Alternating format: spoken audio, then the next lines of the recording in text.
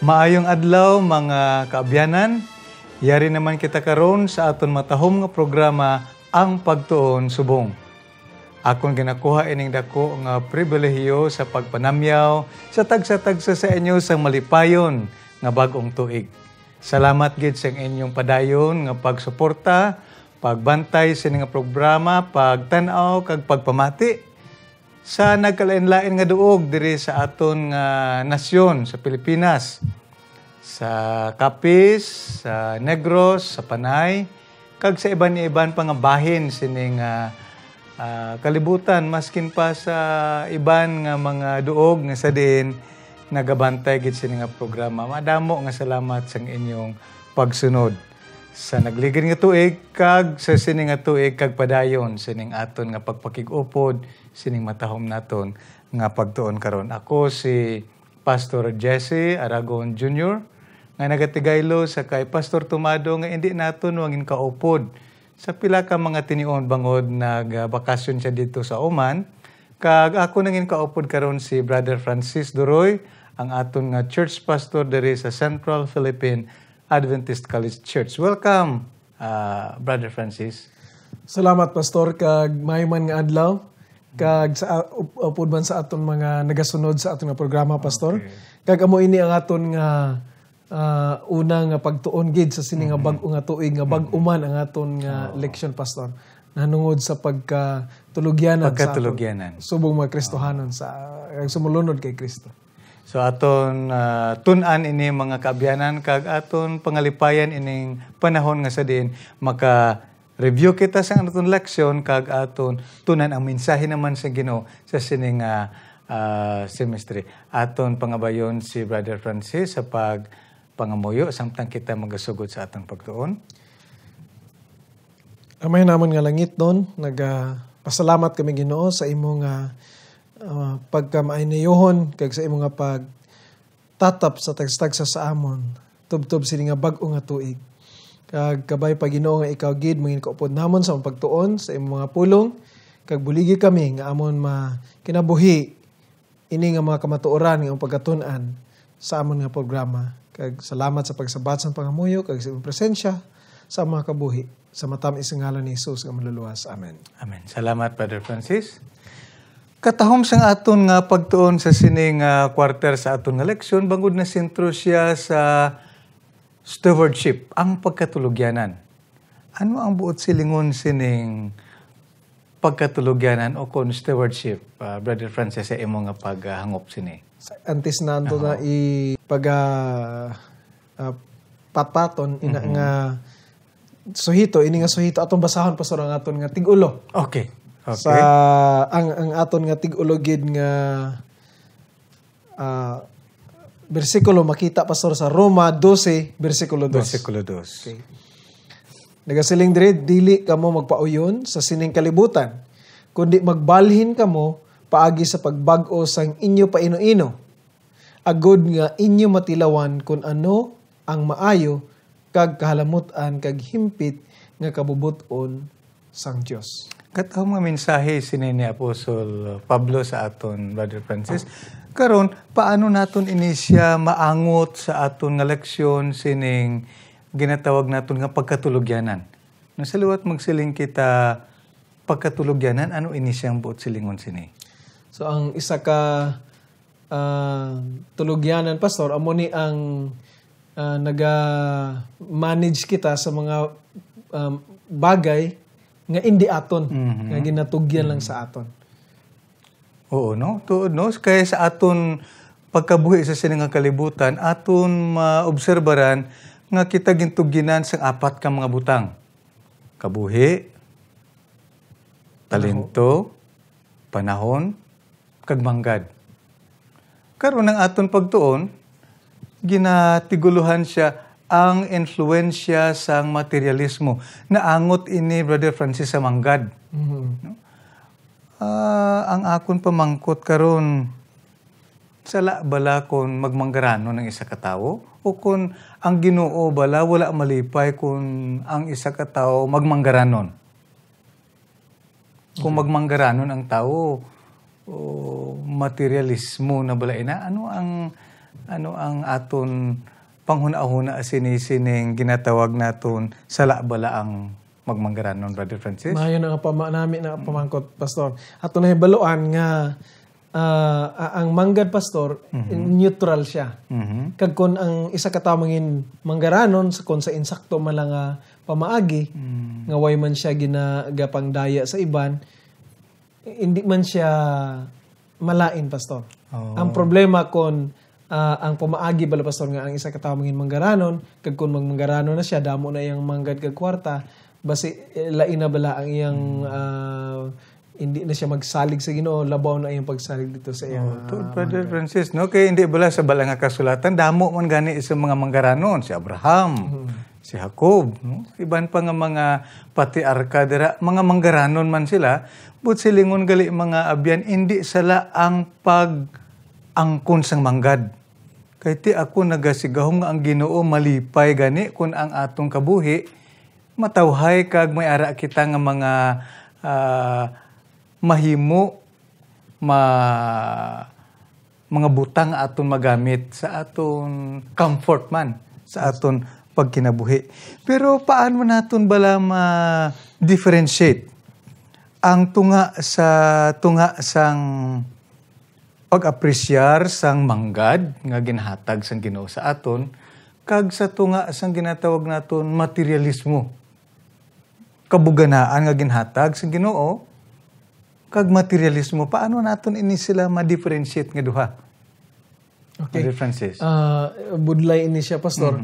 Pero ato lang dapat atong pag hinunduman nga ang aton nga pag apresyar sining mangga nga ginhatag sa Ginoo kung ano man ang bagay, dapat balanse siya, Pastor. Nga hindi nga magsubra nga ang aton focus nga kung tani dito na sa Ginoo, dito na sa aton nga mga dito na sa mga sa kwarta o kung sa manggad nga aton mabaton. So hindi gali sakto na nga panghuna-huna nga kung may manggad ka, materialistic ka na. Bangod nga ang manggad pagpakamaayo man inihalin sa Ginoo. Ugaling kun ang imo nga palananawan sang manggad magalabaw sang sa imong pagtan-aw sa Ginoo, diri na gali mahulog ining aspeto sang ginatawag materialismo, no? Ako nakahinumdum, Brother Francis, dira sa bala nga kasulatan sa parabola, dira sa Lucas 12:15 hasta sa 21, siguro nami iguro aton basahon ina siya. Parabola ini nahanungod sang kabuganaan nga gin kalipay sang isa ka tawo nga gin pagkamaayo sang Ginoo. Palihog ko no abi aton basahon ni Brother Francis sa Lucas 12:15 hasta sa 21. Kag aton tan-awon ining mensahe kaangot sa aton pagtuon subong. Nagsiling diri. Okay. Kag nagsiling siya sa ila, andam kamo kag maglikaw sa tanan nga pagkamahamkunon. Kay ang kabuhi sang tao hindi sa kabuganaan sa mga butang nga naangkon niya. Kag nagpamulong siya sing paanggid sa ila nga nagasiling, ang palangumhan sang tao nga manggaranon nagpatubas sing madamo gid. Kag nagpaino-ino siya sa iya kaugalingon, ano bala ang himuon ko? Kay wala ako sing tipunan sang akon patubas. Kag nagsiling siya, amo ini ang buhaton ko.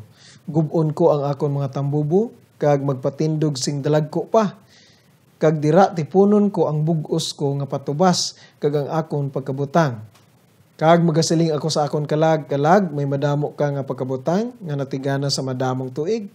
Magpatawhay ka. Magkaon, mag-inom, magkasadya. Apang ang Dios nagasiling sa iya, buang-buang. Karon nga gabi, ginakinahanglan sa imo ang imo kalag. Kag ang mga butang nga imo na aman, sinobala ang magatag iya sa ila.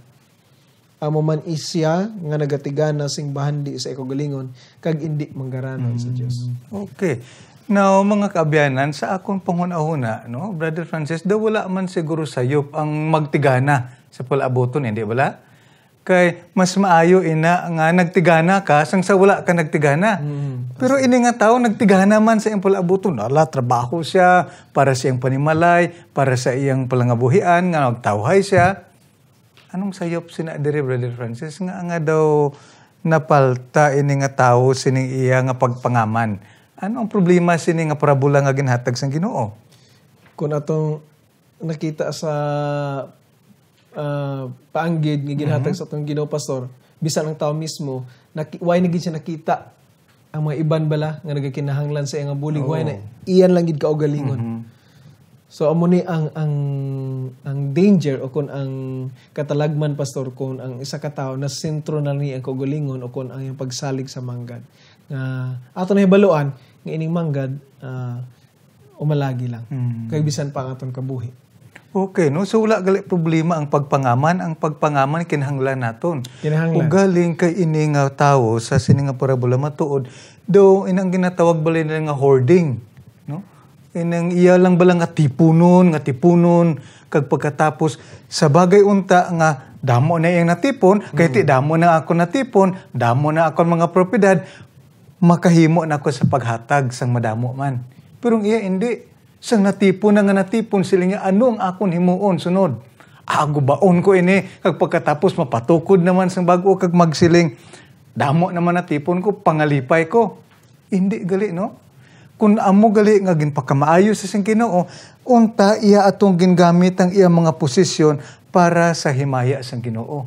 Dito gali sinapalta, Brother Francis. But silingon posible man bala ini nga matabo sa aton nga mga tumuluong mga Kristohanon nga samtang nagadamo ang pagpakamaayo do nagagamay ang paghatag. Posible, Pastor. So amo siguro na ang ginatuwag, Pastor, nga ang importante kung dili ang aton bantayan o kung aton bantayan hindi nga ano ang mga bagay nga ginaangkon ta. Apang kung bala ini nga mga propiedad ta, amo ang nagaangkon sa aton. Daw in a way amo na bala, Pastor. Nga daw kung tani ato lang i-control gamiton ita naton sa insakto, hindi na ta makahimo sina. Kay daw nasayangan na kita nga makabulig bulig sa kaangay sining isa ka manggaranon nga gitawag sa Ginoo nga buang-buang. So diri na makita naton ang konsepto sa ginatawag materialismo. Nga samtang nagabugana ang pagpakamaayo, nagagamay ang aton nga paghatag, pagsuporta sa bulaton, kay ang aton na kaugalingon ang aton nakita. Dako gali delikado gali ni, no, nga sitwasyon. Now, Brother Francis, paano naton ini mabatuan ining ginatawag nga materialismo? Paano naton ini ma-address, no, sa aton nga kabuhi karon? Si Apostol Pablo may ara nga laygay sa aton. Kaya na ginbasa niya mo dito sa Roma 12, versikulo 2. Palihog ko na, Brother Francis, atong basahon liwat. Ang bulong sa materialismo. Ano ang laygay ni Pablo sini sa aton? Anong siling ganito rin niya? Sa Roma 12, versikulo 2. Nga dapat magbaylo ang atong mga panghunahon na, Pastor. Atong paino-ino. Bayluhon naton ang aton paino-ino. Paano naton pagbaylo sa aton paino-ino? Bayluhon naton sa ano? Paagi sa pagbag-o sa itong panghunahuna, Pastor. Okay? Agod nga masintro nato dito sa kabuhi sa aton Ginoo. Kag hindi kita mangin kaangay sa kalibutan nga ang ilang attention o kung focus nila, Pastor, amo lang ang pagkuha sang kwarta kag pagtipon padamo sa kwarta nga dito nagasalig ang ilang bugos nga panghunahuna o kon kabuhi. So katahom gali, Brother Francis, ang saad sang Ginoo, no? Ang Ginoo nagsaad nga siya magapakamaayo lamang aton himuon ang aton bahin sa mga pagpakamaayo nga ginahatag sang Ginoo sa aton. Himuon naton nga masentro naton ang atong panghunahuna sa mga butang sa ibabaw, kagamiton naton ang pagpakamaayo sang Ginoo, abunansya nga mga blessings sang Ginoo para sa paghimo sang iyang buhat. Himuon naton ini para sa ikahimaya sang Ginoo. Dira sa Colossus 3:2. Ano ang siling niya, Brother Francis? Do katahom sini sa pagbulong sang aton nga tendensiya sa pagka-materialistic, no? Kung ang pagpakamaayo sang Ginoo ara na, ano ang siling dira sa Colossus 3:2? Nagasiling diri, ipahamtang ang inyong mga hunahuna sa mga butang sa ibabaw. Hindi sa mga butang sa duta. Amo gali ni ang bulong sang materialismo. Nga ang atong panghunahuna isentro ta sa diin. Dito sa sa mga Ginoo. butang sa ibabaw, hindi sa butang sining nga kalibutan. Niyan, dira naton makitan ang bulong sining materialismo. Kag pinaagi sina, ang pagpakamaayo sa Ginoo, mahimo nga pagpakamaayo hindi lang sa aton, kundi pagpakamaayo sa iban, kag labaw sa tanan, sa bulhaton sa Ginoo, samtang kita nagapaabot sa iyang pagbalik. No? Brother Francis, katahom sang aton pagtuon sa sining nga simana. Karon, suno sa kay Juan, sa sining nga kalibutan, nagaatubang kita sang tatlo ka mga pagsulay nga magadulong sa aton sining delikado nga sitwasyon sang pagka materialistic. Kung aton siguro ni matalupang din ang tatlo ka mga butang, aton ini siya matandaan kag aton ini mapamalandungan base kita bala, no? Ari na sa isa o ikaduha sini nga mga pagbuyok. Ano ini ang ginhambal diri sa naunang Juan 2 bersikulo 16. Tatlo ini siya ka pagsulay. Nung Amo na yung kailibon, Pastor, sa aton nga unod nun nga kailigbon sa mata kag ang bugal sang kabuhi. Pwede naton na siya mabasa, Brother Francis, kay para aton matulupang dana unang Juan 2 bersikulo 16 kag aton ini siya saysay sa makadali mo kung ano ini ang mga pagsulay nga posible base hindi naton matulupang dan mga kaabyanan ari ini sa aton. Ano sila niya, Brother Francis? Kaya ang tanan nga yara sa kalibutan, ang kailigbon sang unod, kag ang kailigbon sang mga mata, kag ang bugal sang kabuhi. Ano ganito? Kailigbon sang unod, kailigbon sang mata, kag ang bugal sang kabuhi. Kadako nga pagtilaw ini, no? Anong buot silingon sang kailigbon sang unod? Mga pisikal naton siguro nga mga handom nga unod nun. Kailigbon sa mata. Ang mga buta nga nagaganyat. Kaangay, Pastor, sa mga kalingawan nga sa atong moderno nga kalibutan subong nga grabe gid magabuyok sa aton. Nagabuyok, kailigbon sa mata, ang bugal sang kabuhi. Paindis-indis bala, Pastor. Kung sa English pa ang gitawag nila nga keeping up with the Joneses. Nagadulong sa aton sang pagpabugal. So, may ara bala kung kay Sir Francis, no, ginatawag nila nga ining materialism is a form of identity kung kaysa nga ginagamit sa mga katawhan nga kung damo ang imong kwarta, daw la ini mo pamatyag, daw hawod, daw dako ka kay ti damo ka kwarta mo, no? Ini ginatawag bala nila nga status symbol nga kung damo ka kwarta daw lain ang pagtanaw nimo sa iban, no? Nga magadulong sa posible nga pagpabugal kag kung kaisa ginatawag nilang identity confusion, no? Nga ining ang imong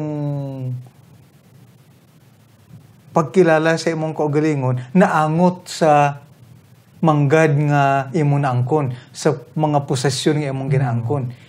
Hindi kay ang imong kaugalingon naangot sa pagkilala nimo sa Ginoo.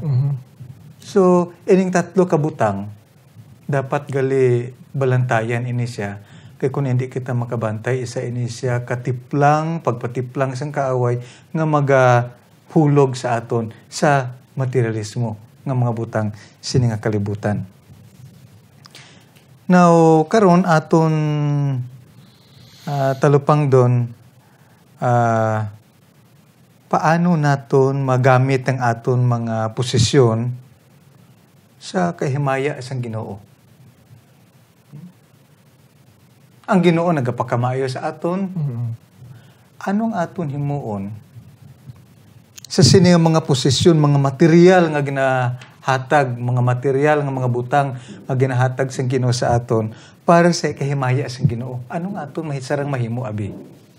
So, kung Insakto akong hangop sa imong pabangkot pastor, may ihemplo ta diri nga nasulat gid sa balang kasulatan. Ang makita nato sa ehemplo bala sa mga taga Macedonia nga bisan di man gid sila manggaranon, imol sila apang sang nagapangayo si Apostol San Pablo, bulig sa ila bangod nga may tigulotom dito sa Palestine, dito sa Jerusalem o kon Israel. Ini sila naghatag sing maalwan. Nga nagasiling pagani si Apostol San Pablo, bangod sa ilang kaalwan, daw manggaranon sila sa atubangan sa Ginoo. Katahong, no? So, i-balance tagit pastor nga, ang priority naton sa atong nabasa gaina, naton gaina, hindi gid sa mga butang sining kalibutan. Gani ang Biblia naghambal nga hindi kita maghigugma sa kwarta. Ang kwarta hindi problema, pastor. Ang problema, ang paghigugma sa kwarta o kung ang pagka mahinamkunon sa mga butang sining kalibutan kay kapinagid sa kwarta. Madamo ako sang natalupangdan, Brother Francis, na kilala nga mga katawhan nga mga manggaranon. Nagatipon-tipon na sila. Pagkatapos, nagahimo sila sang isa ka pool of fund. Pagkatapos, nagakanto sila sa mga duog, kag nagahimo sang krusada. Nagahimo sila sang bulhaton sa Ginoo. Nagakanto sila sa mga talabangan, kag nagkatabang sila. Katahom kun ini nga konsepto magapabilin sa mga katawhan nga mayarang kabuganaan.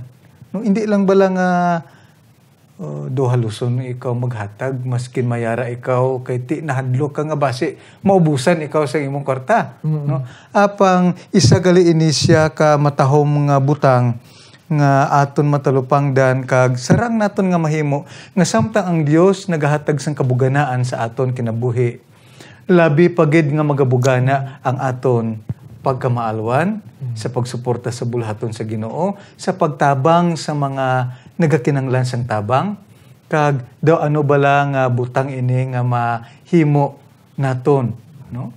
Kag ako nagatuo nga ini magadulong sa paghihom sa aton nga Ginoo. Gani sa kabuganaan nga ginhatag sang Ginoo sa aton sa sining nga kalibutan, kabay unta, Brother Francis, nga ang pagka materialistic, no? Hindi amo ang makitaan sa aton, kundi ang pagkaaluan naton sa paghimo sa buhat sa Ginoo, suporta sa iyang bulhaton, kag sa pagpabugana sang resulta sang pagpangdaog sang kalag kag pagtabang sa mga nagakinahanglan. Wala na kita sang panahon daw katahong pagid unta nga magapadayon kita apang aton panahon, wala na gid kita sang malawig nga panahon. Brother Francis, ang imong katapusan nga pulong sa aton leksyon? Ang isa pastor nga sa aton panahon subong, ini balang kung hindi ta maghalong, may katalagman nga mahulog kita sa matiplang kita bala sa nasiling mo sa kaaway umuning bombarded kita pastor sa bisan diin lang sa ginatawag nga advertisement. Nga ang punto dira nga daw hindi ta magmalipayon, hindi ta makontento kung hindi nato mabakaling bag-o nga cellphone o kung ano man na siya nga produkto. So maghalong kita pastor kay muna ang aton halungan agon hindi ta mahulog bala sa higugma nga sobra sa mga butang sa sining kalibutan. Nga kung tani higugmaon naton ang Ginoo kag ang pagkamaalwan, ang pagbulig sa bulaton sa Ginoo kag sa iban, may kinahanglan sa aton nga tabang. Okay, no? Salamat. Now, diri nagasiling man diri sa aton leksyon, ang Ginoo naghatag sa material nga mga butang sa aton igakalipay kag sa pagpauswag sang aton karakter. Kung aton gamiton ini sa ikahimaya sang Ginoo kag sa pagtabang sa tong mga nagakinahanglan sang tabang, kita napakamaayo kag hindi kita mangin materialistic kag kita man mangin alagyan sa bendisyon sa Ginoo. Hindi lang kita napakamaayo kundi kita man mangin pagpakamaayo sa iban. Gani kabay mga kaabyanan sa sining simana. Salamat gid sa inyong pagpakig-upod sa amon sa liwat kabay nga aton dumdumon nga ang Dios nagapakamaayo sa aton, agud kita mangin pagpakamaayo man sa iban. Salamat sa inyong pagpakig-upod sa amon sa sulod sang 25 minutos sining adlaw. kag aton pagatakpan ining aton nga pagtuon sa aton pagpangamuyo. Magaampo kita. Dios nga balaan, salamat sa imong bendisyon kag pagpakamaayo. Salamat sa imong kabuganaan nga ginahatag sa tagsa-tagsa sa amon. Kabay buligi kami nga hindi lang magatulok sa amon kaugalingon, kundi nga himuon namon ang amon kaugalingon ang imong bendisyon nga ginhatag subong pagpakamaayo man sa iban. Bendisyon ni kami sang padayon, upod sa tagsa-tagsa, nga yari namon nangin kaupod sa karon sining amon pagtuon, kay ginapasalamatan namon ini sang bugos sa ngalan ni Jesus. Amen. Salamat, Brother Francis. Kaway ang Ginoo magapakamaayo sa atong tanan kag sa tagsa-tagsa nga nangin kaupod naton karon.